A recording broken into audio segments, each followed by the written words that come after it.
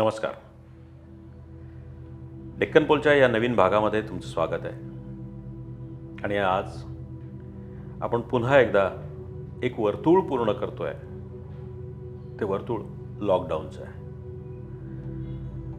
लॉकडाऊनचा हा वर्धापन दिन आहे असं म्हणलं तरी चालेल, कारण गेल्या वर्षी याच काळामध्ये लॉकडाऊन लागलं होतं आणि त्याचा अनुभव आपण घेतलेला आहे. आता यावर्षी पेशंट्स आणखीन वाढत आहेत असं दिसतंय. हे नवीन स्ट्रेन आहे का महाराष्ट्रात आलेली दुसरी लाट आणि त्याच्यामध्ये या लाटेच्या गर्तेत सापडलेला औरंगाबाद, हे आज आपण थोडंसं जाणून घेऊयात. याच्यावर थोडासा विचारविमर्श करूयात की नेमकं हे काय चाललेलं आहे आणि याच्यामध्ये कोण कमी पडतंय आणि कोणाचं बरोबर चालू आहे. महेश, मला काय वाटतं की यावर्षी हे जे काय चित्र दिसतंय ना, हा एक पॅनिक जो काही शब्द आहे, तो पॅनिकनेस कुठेतरी जाणवतोय. तो वेगळ्या अर्थाने जाणवतोय असं मला वाटतंय. आणि हा जो पॅनिकनेस आहे तो मागच्या वर्षी आपण पाहिलं की सगळ्यांना सगळेच गोष्टी नवीन होत्या, कारण ही महामारी इतकी नवीन होती की अख्ख्या जगाला याच्याबद्दल काहीच कल्पना नव्हती. आज एक वर्षभराने थोडंफार माहिती झालं आहे की नेमका हा विषाणू काय आहे, याचं सिम्पटम्स काय असतात, याच्यावरच्या रेमेडीज काय आहेत किंवा याच्यावरच्या उपाययोजना काय आहेत, हे आपल्याला लक्षात येते. मागच्या वर्षी लोक खूप पॅनिक झाली होती. यावर्षी काय बदल वाटतोय का काही याच्यामध्ये? बेसिकली कसं आहे, मागच्या वर्षी म्हणजे फक्त आपणच नाही तर जगात सगळ्या देशांमध्ये ही पोझिशन होती. कारण 1920 नंतर पहिल्यांदा जगभराशी ही महामारीची साथ आली आणि याच्यात कसं डील करायचं, आरोग्य यंत्रणा कशी कामाला लावायची. मुळात एकतर या आजाराचं उत्तर माहीत नाही तुमच्याकडे, याचं औषध काय आहे जेणेकरून बरं करता येईल. म्हणजे सगळं ट्रायल अँड एरर या बेसिसवर मागच्या वर्षी सगळं चाललं. आणि त्याच्यामध्ये झालं काय की लोकांना नेमकं माहीत नव्हतं ही साथ पसरते कशी, ती आटोक्यात कशी आणायची. डॉक्टरांकडे त्याची उपचार पद्धती नव्हती. पण एक मात्र निश्चित झालं की त्याच्यामध्ये आपली आरोग्य यंत्रणा कामाला लागली. जे काही असेल हातातलं त्या माध्यमातून त्यांनी ट्रीट करणं सुरू केलं. पण यावेळी आता जर हा दुसरा स्ट्रेन म्हणू किंवा दुसरी लाट म्हणू ही आलेली आहे, तर याच्यामध्ये आपण जर थोडंसं जर पाहिलं आपल्या आजूबाजूला, तर लोकांपेक्षा प्रशासकीय यंत्रणा ही जास्त पॅनिक झालेली दिसते. म्हणजे ॲक्च्युली लोकांनी पॅनिक होण्याची जास्त गरज आहे, कारण तो त्यांच्या आयुष्याशी त्यांच्या जीवाशी निगडीत असा प्रश्न आहे. पण इथे उलटं झालं, इथं प्रशासकीय यंत्रणा जास्त पॅनिक झालेली आहे. त्यांना या सिच्युएशनशी अनुभव असतानाही डील कसं करायचं हे समजेन असं झालं आहे. त्याच्यामुळे आपण जर बघितलं म्हणजे मागच्या वर्षी सप्टेंबरमध्ये औरंगाबादचा हायेस्ट आकडा होता 473. आता दुसऱ्या लाटेमध्ये आपण 15 दिवसामध्ये 473चा आकडा पार केला. आपण आता 1600, 1500, 1400 इतके दररोज नवीन रुग्ण आढळत आहेत. पण भले ठीक आहे, म्हणजे स्ट्रेनचा पॅटर्न बदलला. पूर्वी एक व्यक्ती व्हायचा, आता पूर्ण फॅमिली इन्फेक्ट व्हायला लागली. पण शेवटी दुसऱ्या स्ट्रेनचे परिणाम काय होऊ शकतात हे वर्षभरामध्ये तुम्हाला जज करता आलं पाहिजे, प्रशासनाला जज करता आलं पाहिजे आणि ते जज करून त्याच्यानुसार आपली यंत्रणा कामाला लावली पाहिजे. बरोबर, तसं होताना दिसत नाही. मग मला त्याच्यात काय वाटायला लागलंय की म्हणजे दोन्ही बाजू आहेत की गेल्या वर्षी तू जे म्हणलास आत्ता की 400, 450 आले होते सप्टेंबरमध्ये, जे हायेस्ट आकडा होता. म्हणजे मार्चमध्ये सुरू होऊन सप्टेंबरपर्यंत, म्हणजे एवढ्या दिवसात तो हायेस्ट आकडा जेव्हा 400 आला, म्हणजे अगदी 100 आले, त्यावेळेस सुद्धा एवढे लोक पॅनिक होत होते. आणि आज लोक फक्त आकड्यांवर चर्चा करतायत, पॅनिक होत नाहीयेत. आज औरंगाबादचा स्कोर किती, 1000 आहे, 1500 आहे, याच्यावर लोकांचं सगळं चालू आहे. लोक पॅनिक नाही आहेत. पॅनिक कोण झालंय? यंत्रणा झाली आहे. आणि यंत्रणा का झाली आहे तर मला वाटतं की यंत्रणेला मागच्या वर्षीचा जो काय काळ होता त्या काळात कोणालाच अनुभव नव्हता कशाचाच. म्हणजे ना खाजगी प्रॅक्टिशनर्स असतील किंवा खाजगी वैद्यकीय व्यावसायिक असतील, त्यांना यातला अनुभव नव्हता. प्रशासनाला यातला अनुभव नव्हता. शासकीय रुग्णालयांना अनुभव नव्हता. तरीसुद्धा त्या काळात ह्या पॅन्डेमिकशी एवढा चांगला फाईट ह्या सगळ्या यंत्रणेने केला आणि त्याच्यामुळे खूपच कंट्रोलमध्ये आलं होतं. पण असं मला वाटतंय की यावर्षी तर खरं हे सगळ्यांना एक वर्षाचा अनुभव आहे. कोविड होणाऱ्यांना म्हणजे रुग्णांना किंवा नागरिकांना याचा अनुभव नसेल, पण यंत्रणेला नक्कीच याचा अनुभव आहे की आपण एक वर्षभर याच्यासाठी कसा पद्धतीने याचा मुकाबला करत होतो आणि आरोग्य यंत्रणा कशी काम करत होती. तरीसुद्धा यावर्षी का वाढतायत हा खरा प्रश्न आहे. याच्यामध्ये कसं आहे, मुळात एक आपण समूहाची मानसिकता लक्षात घेतली पाहिजे.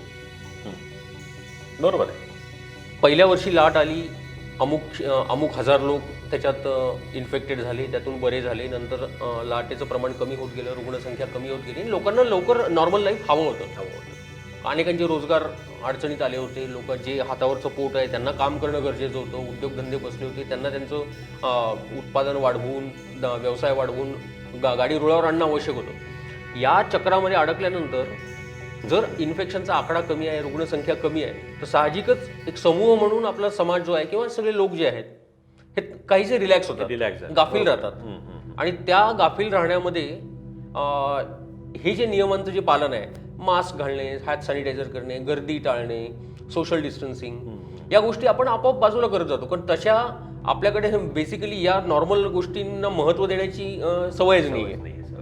त्याचा प्रॉब्लेम तो झाला. त्याच्यामुळे जेव्हा आणि मध्यंतरीच्या काळात आपण बघितलं असेल की 50-50 जणांच्या उपस्थितीच्या लग्नाची परवानगी होती, पण 2-2 हजाराची लग्न झाली. राजकीय पुढाऱ्यांपासून सामान्य माणसांपर्यंत झाली. जाहीर सभा झाल्या, जाहीर कार्यक्रम झाले. शेवटी आपण कसं आहे, आपण नियम पाळणार नाही किंवा नियमांकडे दुर्लक्ष करू. आणि कोविड तर काही गेलेला नव्हताच, नाही, तो फक्त वाट बघत होता, तो परत आला. हे सगळं जरी असलं ना तरी मला एक अजून त्याच्यामध्ये वाटतंय की जसं मी आधी म्हणलो की सगळ्यांनाच हे कोविड नवीन होता. त्याच्यामुळं त्यावेळेस आरोग्य यंत्रणेने जे काम केलं ते काम ह्या काळात होताना दिसत नाही आहे, दुसऱ्या लाटेमध्ये किंवा ह्या दुसऱ्या वर्षामध्ये. त्याचं कारण एक असं वाटायला लागलं मला की त्यावेळेस सिस्टीम एक तर लावलेली नव्हती, पण आहे त्या सिस्टीममध्ये, आहे त्या रिसोर्सेसमध्ये या सगळ्यांनी कामं केली. जोपर्यंत त्या सिस्टीममध्ये लूप होल्स नाही आहेत तोपर्यंत ती सिस्टीम व्यवस्थित काम करते. आणि मला असं वाटतंय की सध्या सिस्टीममधले लूप होल्स सिस्टीम चालवणाऱ्यांनी आधी लक्षात घेतले. आणि एकदा तुम्ही लूप होल्स लक्षात घेतले की मग त्या लूप होल्सचा स्वार्थासाठी वापर करणं हे सुरू होतं. आणि मला वाटतं सध्याची परिस्थिती तशी आहे की मागच्या वर्षी आपल्याला दिसलं की कोविड सेंटर्समध्ये बऱ्यापैकी व्यवस्था होती आणि यावर्षी त्याच कोविड सेंटर्समध्ये व्यवस्था नाही आहे. मागच्या वर्षी आपल्याला दिसत होती, उदाहरणार्थ महापालिकेतल्या कुठल्याही अधिकाऱ्याला फोन केला तर आपल्याला पटकन कळत होतं की बेड्स कुठे आहेत, कुठे नाही आहेत. मागच्या वर्षी ते ॲपसुद्धा अतिशय अपडेटेड होतं. यावर्षी आता परवाचाच आपण किस्सा पाहिला की त्या महिलेने मेल्ट्रॉनमधले रिकामे असलेले बेड्स दाखवले की जे बेड्स तिला आधी सांगितलं होतं की इथे जागाच उपलब्ध नाही आहे. म्हणजे हे काय आहे, हे सगळे यंत्रणेतले लूप होल्स आहेत. आणि हे लूप होल्स एकदा अधिकाऱ्यांच्या किंवा त्या सिस्टीममधल्या लोकांच्या लक्षात आले ना की त्या लूप होल्सचा ते बरोबर फायदा घ्यायला लागतात असं मला वाटतंय. आणि ते सध्या होताना दिसतंय. आता याच्यामध्ये मी एक गंमत सांगतो. मागच्या वर्षी जेव्हा मार्चमध्ये आपल्याकडे औरंगाबाद शहरापुरतं उदाहरण घेऊ, जेव्हा कोविडची लाट आली आणि रुग्णसंख्या वाढायला लागली, तेव्हा एक रेमडेसिवीर काय ते टोसिलिझुमॅब ही 2 इंजेक्शन्स त्याला प्रभावी ठरतात हे उपचारानंतर लक्षात आलं. बरोबर आहे. सुरुवातीचे 2 महिने अतिशय चांगल्या पद्धतीने खाजगी असो सरकारी असो या आरोग्य यंत्रणा काम करत होत्या. पण जेव्हा या 2 इंजेक्शन्सला मार्केट आहे हे लक्षात आल्यापासून तिथे मग हे जे लूप होल्सचा मॅनिप्युलेट करण्याचा जो प्रकार आहे हा तिथून सुरू झाला. म्हणजे आपण आज जे 1400 रुपयाला इंजेक्शन मिळतं रेमडेसिवीर, ते 44,000 45,000 या किमतीला विकलं गेलं. पण ती एकदा लक्षात आलं की याच्यातून मार्केट होऊ शकतं, मग ते बऱ्याच प्रमाणात सगळ्यांनी त्या मार्केटचा फायदा घेतला. म्हणजे इव्हन लॉकडाऊन शिथिल केल्यानंतर अनेकांनी असं दिलं की तुमचं निगेटिव्ह सर्टिफिकेट असल्याशिवाय आम्ही तुम्हाला प्रवास करू देणार नाही किंवा जॉबवर येऊ देणार नाही. बरोबर. आता परवाचं मी उदाहरण सांगतो. आपल्या जवळची काही गावं आहेत खेडेगावातली, तिथले तपासणी केंद्र जे आहेत त्यांच्याकडून तुम्हाला निगेटिव्हचं सर्टिफिकेट टेस्ट न घेता मिळू शकतं. म्हणजे हे कसं झालं की ते 12वीचे 10वीचे काही सेंटर्स असतात परीक्षांचे, अमुक खेडेगावातलं सेंटर घेतले की तुमचे सगळे विषय निघतात. त्या पद्धतीने तुम्ही त्या सेंटरला जा, PHCला त्यांना पैसे द्या, तुमचं निगेटिव्हचं सर्टिफिकेट मिळतं, तुम्ही पॉझिटिव्ह असा नसा. आणि हे सर्टिफिकेट कशासाठी लागतं? एक तर परीक्षांसाठी लागतं, दुसरं प्रवास करण्यासाठी लागतं, तिसरं इन्शुरन्ससाठी लागतं. आणि तो जास्त मोठा चंक आहे की इन्शुरन्समध्ये तुम्ही पॉझिटिव्हचं सर्टिफिकेट घेऊन इन्शुरन्सचा पैसा घेऊ शकता. आणि हे जेव्हा लोकांच्या लक्षात आलं ना, मग हे सुद्धा एक लूप होल्स आहे.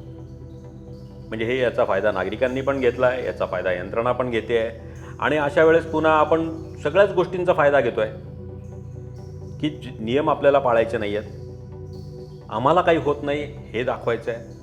आणि ह्या आम्हाला काही होत नाही ह्याच्यामध्येच सगळं काही होत आहे. नाही, याच्यात कसं आहे, म्हणजे मागच्या वेळची परिस्थिती अशी होती की राज्य सरकार केंद्राच्या गायडन्सनुसार निर्णय घ्यायचं. लॉकडाऊन लावायचा आहे, केंद्र सांगणार, राज्य सरकार निर्णय घेणार, राज्यभर लागू होणार. किंवा अमुक काही निर्बंध लावायचे, केंद्र निर्णय घेणार, राज्याला कन्वे करणार, स्थानिक प्रशासन ते अंमलबजावणी करतं. बरोबर. मधल्या काळामध्ये जेव्हा वेगवेगळ्या शहरांची परिस्थिती बदलत गेली त्यानंतर असं ठरवलं गेलं की त्या स्थानिक प्रशासनाने ठरवावं आपल्याकडची परिस्थिती पाहून लॉकडाऊन लावावा, निर्बंध आणायचे, काय करायचं. करेक्ट. प्रश्न असा आहे की जेव्हा वरतून आदेश आला तो फॉलो करताना ही सिस्टीम अतिशय चांगलं काम करते, पण जेव्हा स्वतःला निर्णय घेऊन घ्यायचा काम करायचं असतं तेव्हा मात्र ती बिचकते. त्याचं कारण असं आहे की याचे बऱ्या वाईट परिणामांची जबाबदारी त्यांच्यावरच राहणार असते. म्हणजे जर काही चुकलं तर आपल्या डोक्यावर खापर फुटणार आहे आणि त्याचं आपल्याला पे करावं लागणार आहे, हे त्याला माहिती. त्याच्यामुळे ही यंत्रणा काय ही बिचकत काम करते. मग होतं काय की तुम्ही आधी लग्न बंद करता, भाजी बाजार बंद करता, दारूचे दुकानं आणि बार सगळ्यात शेवटी बंद करता. बरोबर आहे. याच्यात एक सगळ्यात मला महत्त्वाचं उदाहरण लक्षात येत आहे की हे बंद करणं आणि चालू करण्याच्या बाबतीतलं, की आज राज्यभरातल्या सगळीकडचे नाट्यगृह व्यवस्थित चालू आहेत 50% प्रेक्षक संख्येवर, आणि फक्त औरंगाबादच जे एकमेव शिल्लक नाट्यगृह आहे तिथले नाटक बंद आहे. आणि त्यांनी रूल काय दिला आहे प्रशासकांनी की फक्त 50 लोक पाहिजे, 50% नाही. आता मला सांगा 600-700ची कॅपॅसिटी असलेल्या नाट्यगृहात 50 लोक घेऊन कुठला प्रयोग यशस्वी होऊ शकतो किंवा व्यावसायिकदृष्ट्या तो कुठला व्यवस्थित चालू शकतो.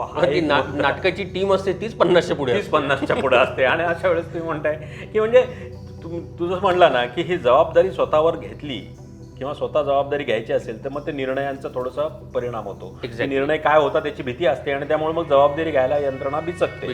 पण हे सगळं असताना ना अजून एका गोष्टीकडे मला लक्ष वेधावं वाटतंय औरंगाबादकरांचं, की ते आहे की त्या जिल्ह्यात आपण बघतोय त्या शहरांमध्ये आज नाशिक असेल, नागपूर असेल, इव्हन मुंबई आहे, पुणे आहे, पिंपरी चिंचवड आहे, नांदेड आहे, की इथे सुद्धा ह्या परिस्थिती हीच आहे किंबहुना याच्यापेक्षा वर्स्ट आहे. पण ह्या सगळीकडे एक कुठलं तरी त्याला राजकीय यंत्रणा काम करते की जी दुर्दैवाने औरंगाबादमध्ये तेवढ्या सक्षमरित्या करत नाही. आणि हे काम असतं पालकमंत्र्याचं. जर पालकमंत्री तेवढे स्ट्रॉंग असतील तर तिथली यंत्रणा स्ट्रॉंगली काम करते. हा आजवरचा अनुभव आहे. तुम्हाला काय वाटतं याच्यात? हा मुद्दा अगदी बरोबर आहे. कारण म्हणजे बेसिकली आपल्या एकूण सिस्टीमचंच असं आहे की लोकप्रतिनिधी हा जनता म्हणजे नागरिक आणि प्रशासन यांच्यातला दुवा असतो. म्हणजे दोन्हीकडे काय गरज आहे काय नाही हे सांगण्याचं काम त्याचं आहे आणि काम करून घेणं हे किती आवश्यक आहे हे सांगणं त्याचं काम आहे. जनरली पालकमंत्री हे पद त्याच्यासाठी असतं की या जिल्ह्याची परिस्थिती ही आहे, प्रशासनाने हे कामं केलं पाहिजेत. पण आज तसं होताना दिसत नाही. बरं, पालकमंत्री नाहीत मग स्थानिक नेतृत्वाचं काय? स्थानिक नेतेही नाही आहेत. खासदारांचे विषय वेगळे आहेत, माजी खासदारांचे विषय वेगळे आहेत, आमदार तर 3 आहेत, तसे तर शहरात 5-6 आमदार आहेत. पण कुणी त्या सिस्टीमवर लक्ष ठेवायला तयार नाही. थोडक्यात काय की प्रशासनाला गाईड करणारी जी एक सिस्टीम असते ती यंत्रणा नाहीये आज शहरात. ती सिस्टीम नाहीये शहराला की जी प्रशासनाला गाईड करेल आणि व्यवस्थित योग्य ट्रॅकवर नेईल. पण जोपर्यंत आपण ट्रॅकवर नेणार नाही यंत्रणेला तोपर्यंत त्याचे इफेक्ट आणि त्याचे इम्पॅक्ट पण आपल्याला दिसणार. आणि राजकीय यंत्रणांनी केवळ आरोप प्रत्यारोप करणं, प्रशासनाला धारेवर धरणं हे काम नसतं. त्यांच्याकडून काम करून घेणं हे त्यांचं सगळ्यात महत्त्वाची भूमिका आहे. आणि अशा पॅन्डेमिकमध्ये समन्वयाचीच भूमिका असली पाहिजे जी दिसत नाही आपल्याकडे. दुसरं महत्त्वाचं आहे की कोविड सेंटर्सची व्यवस्था आजही तेवढी तशीच आहे जशी ती मार्च 2020ला होती. त्यामुळं ह्याच पद्धतीने जर आपण पुन्हा पहिले पाडे 55 करणार असू तर पुन्हा ही यंत्रणा कंट्रोल होणं खूप अवघड आहे. आणि त्यात पुन्हा दुसरा मुद्दा असा आहे की आरोग्य यंत्रणा थकली आहे. वर्षभर ती लोक काम करतायत, चांगलं वाईट what ever it may be, पण वर्षभर ते या पॅन्डेमिकशी लढा देत आहेत. ती यंत्रणा आता थकली आहे. त्याच्यामुळे आता त्या थकलेल्या यंत्रणेवर लोड टाकायचा का आपणच आपले नियम पाळून स्वतःला सुरक्षित ठेवायचं आता लोकांनी विचार करण्याची जास्त गरज आहे. मला तेच वाटतं की आपण जसं घरात वावरताना अनेक नियम पाळतो ना, तसं आपण शहरात वावरताना, गावात वावरताना, आपल्या कार्यालयाच्या ठिकाणी वावरताना सुद्धा नियम पाळले पाहिजे. हे खूप महत्त्वाचं आहे. मास्क, सॅनिटायझर, फिजिकल डिस्टन्सिंग हे तिन्ही गोष्टी खूप आवश्यक आहे. हे काही नुसतं सांगण्यासाठी किंवा स्लोगनसाठी, टॅगलाईनसाठी किंवा आता जे चाललेलं आहे सध्या की माझे कुटुंब माझी जबाबदारी याच्यावर जे काही आपले मीम्स होत आहेत किंवा याच्यावर विनोद होत आहेत हे खरं तर टाळलं पाहिजे आपण. कारण की शेवटी तो सिरियस विषय आहे. त्यामुळं आपण सिरियसली जर ह्या सगळ्या पॅन्डेमिक सिच्युएशनकडे बघितलं तरच आपण त्याच्यावर ओव्हरकम करू शकतो, त्याच्यातून बाहेर येऊ शकतो. त्यामुळं हे सगळ्याची काळजी घेणं आणि शेवटी सगळ्यात महत्त्वाचं आहे की यंत्रणेवर आपण किती जास्तीत जास्त ताण देणार आहे, कारण आज ती जास्त गरज आहे.